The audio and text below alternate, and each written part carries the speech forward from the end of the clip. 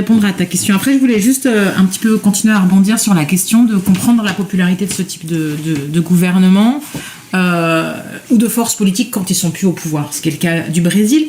Et en fait, je pense que les chercheurs, les observateurs, les journalistes qui essaient de comprendre, on n'arrive pas encore à savoir dans quelle mesure ces mouvements réagissent à la popularité de ces mouvements, réagissent au bien-être effectif des gens, à leurs conditions de vie, au niveau d'inflation, ou finalement sont nourris par des imaginaires profonds, ancrés, et finalement une utopie qu'on a du mal à imaginer quand on n'adhère pas à ces mouvements, c'est-à-dire que c'est pas simplement des mouvements qui sont réactifs à une catastrophe antérieure, à un Alberto Fernandez qui en fait avait laissé le pays dans une situation socio-économique catastrophique, au discrédit de la classe politique, à l'impression d'une corruption généralisée, au ressentiment à l'égard d'autres groupes sociaux dont on a l'impression qu'ils s'en sortent mieux que soi-même.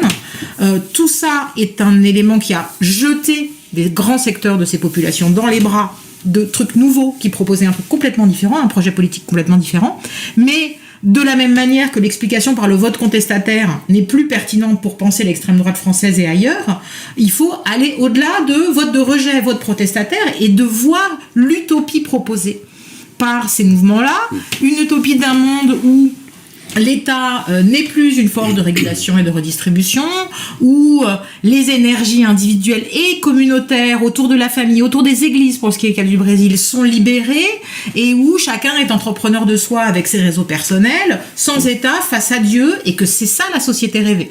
Et là encore, c'est un peu pareil aux États-Unis. Et dans ce cadre-là, bien sûr, c'est très important de savoir dans quel secteur social l'inflation a été plus ou moins impactante, etc., mais ça ne permet pas d'expliquer la popularité maintenue de Bolsonaro actuellement. Bolsonaro qui a eu un succès économique extrêmement limité, qui est responsable, et tout le monde le sait, d'1 million de morts, en tout cas d'une pandémie qui a fait 1 million de morts, et qui finalement a été un gouvernement beaucoup plus délétère que ce que Lula arrive à faire, difficilement. C'est pas un grand succès non plus, mais finalement pour les niveaux de la population.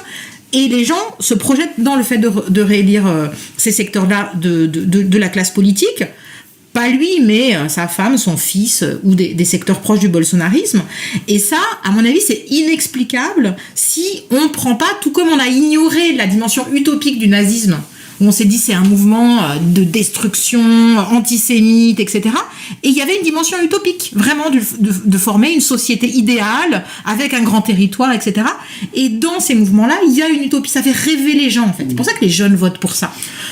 Et donc, il y a ces deux dimensions-là.